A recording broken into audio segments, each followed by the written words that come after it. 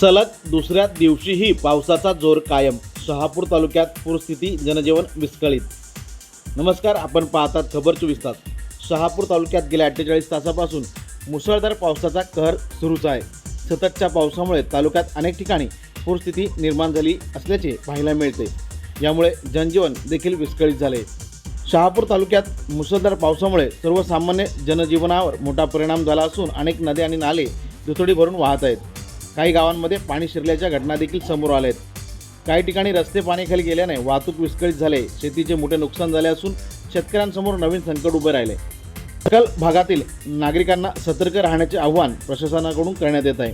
प्रशासन, आपत्ती व्यवस्थापन पथके, स्थानिक यंत्रणा परिस्थितीवर सातत्याने लक्ष ठेवून आहेत. नागरिकांनी अफवांवर विश्वास न ठेवता अधिकृत सूचनांचे पालन करावे आणि अत्यावश्यक कामाशिवाय पूरग्रस्त भागात जाणे टाळावे असे आवाहन करण्यात आले.